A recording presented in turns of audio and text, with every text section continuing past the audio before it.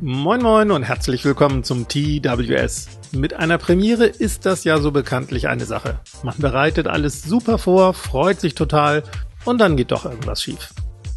So war das zumindest bei mir, als ich kürzlich meinen ersten Space Marine bemalen wollte. Aber der Reihe nach. Alles fing damit an, dass mich Jeannie und René von Paintomancy fragten, ob ich nicht bei ihrer Charity-Aktion mitmachen würde. Eine 2000 Punkte Ultramarines Armee sollte von YouTubern bemalt und dann für einen wohltätigen Zweck versteigert werden.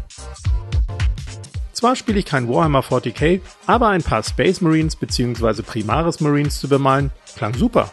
Vor allem, wenn es für eine gute Sache ist. Denn ob ihr es glaubt oder nicht, ich habe noch nie einen Space Marine bemalt. In den 80er Jahren nun mal diesen Terminator für Space Hulk und beim TWS bislang ein paar Burschen so halb, um Grundierungstechniken und Contrast Color Infos zu zeigen. Aber einen Space Marine komplett bemalt? Nein, noch nicht einen einzigen. Nach Absprache sollte ich für die Charity-Aktion dann 2 Suppressor Marines bemalen. Wobei ich erstmal googeln musste, was das überhaupt für Modelle sind. Irgendwas mit Raketenrucksack. Alles klar, konnte losgehen. Die Minis trafen dann auch sicher verpackt bei mir ein und damit sämtliche Teilnehmer die 2000 Punkte Armee einheitlich bemalen konnten, hatten Jeannie und René auch eine 1A Bemalanleitung ins Netz gestellt. Daraus ergab sich nur ein Problem. Von den 18 nötigen GW-Farben besaß ich lediglich 5. Natürlich hatte ich damit gerechnet, eventuell ein paar Farben kaufen zu müssen, aber gleich 13 neue Farben? Zum Glück konnten mir Jeannie und René aushelfen und so trafen kurze Zeit später auch noch die fehlenden Farben bei mir ein. Und an einem sonnigen Juni-Wochenende sollte es dann an meinem Maltisch losgehen. Erstmal hatte ich eine Halterung gebastelt, um die fliegenden Marines nicht an ihren Füßen auf Stifte oder so stecken zu müssen.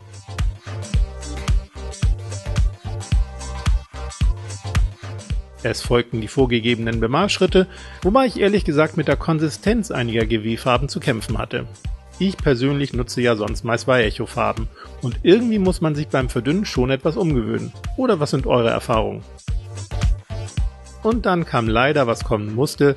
Eine der Farben war komplett eingetrocknet und ich konnte erstmal nicht weitermachen. Es war ja Wochenende. Dummerweise hatte ich fürs Drehen dieses TWS-Videos nur genau an diesem Wochenende Zeit. Also was tun? Kurzerhand schickte ich meinen irgendwann mal grundierten und trocken gebürsteten Sergeant for Scale in die gefährlichste Mission seines Lebens. Er sollte mein erster komplett bemalter Space Marine werden. Nach dem Grundierungsbriefing mit Corax White und anschließendem weißen Trockenbürsten erfolgte ein Abstecher in die Farbkammer.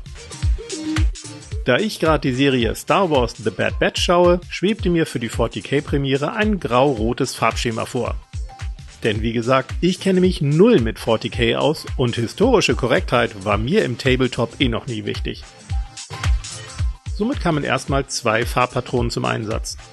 Eine dunkelgraue für tiefer liegende Stellen und einige Applikationen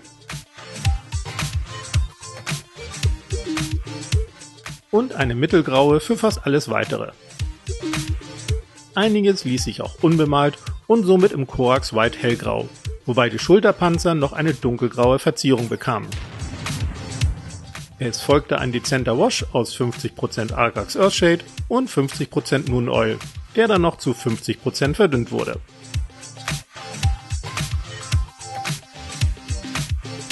Nachdem alles getrocknet war, schickte ich den Sergeant zuerst an die hellgraue Trockenbürstfront. Danach noch für einen entspannten Kurzausflug an die weiße Trockenbürstfront. Dank Schminkpinseleinsatz waren auch diese Missionen ein voller Erfolg. Einzig das Dunkelgrau auf den Schulterpanzern musste ich nochmal auffrischen, bevor ich dort und an anderen ausgewählten Stellen ein Dunkelrot auftragen konnte.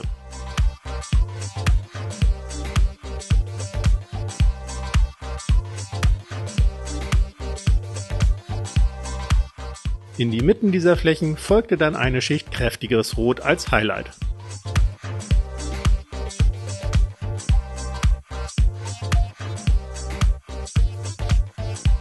Für die Waffe und den Scanner griff ich zu einem dunklen Metallton, über den anschließend 2 Schichten Moon Oil kamen. Während das dann vor sich hin oxidierte, trug ich eine schlichte Sandstrukturpaste als Base-Gestaltung auf.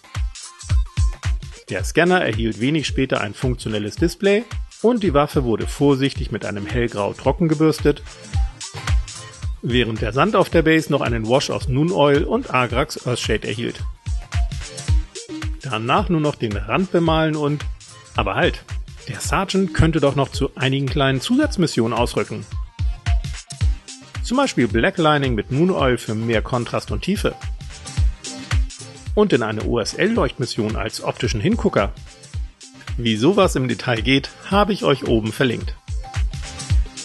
Danach war mein Sergeant for Scale dann auch schon dekorierbereit und somit mein erster Space Marine komplett und fix und fertig bemalt.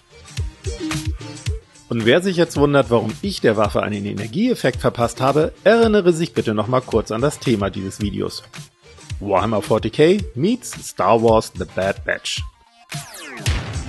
Entsprechend bin ich nicht nur bei der Farbauswahl vom üblichen GW-Schema abgewichen, sondern auch bei der Waffe. Oder gibt's bei Star Wars etwa Bolter?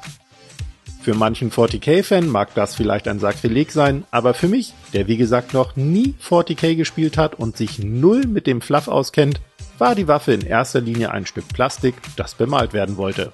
Und zu Star Wars gehören halt Energiewaffen. Also was soll's. Es gab übrigens mal Zeiten, da war selbst der White Dwarf voll von kreativ und individuell bemalten 40k-Modellen. Ja, das ist lange her, aber für mich hat Tabletop nach wie vor sehr viel mit Kreativität und Freiraum zu tun. Jeder soll doch privat malen und spielen können, was und wie er will. Oder was meint ihr? Habt ihr noch Erinnerungen an euren ersten Space Marine? Dann schreibt's gerne in die Kommentare. Übrigens, wie die beiden Suppressor Marines aussehen, könnt ihr euch in wenigen Tagen bei der Charity-Aktion von Paintomancy anschauen. Und natürlich auch beim Ersteigern mitmachen. Den Link findet ihr im oben angepinnten Kommentar und in der Videobeschreibung. Wir sehen uns ansonsten nächsten Freitag. Bis dann!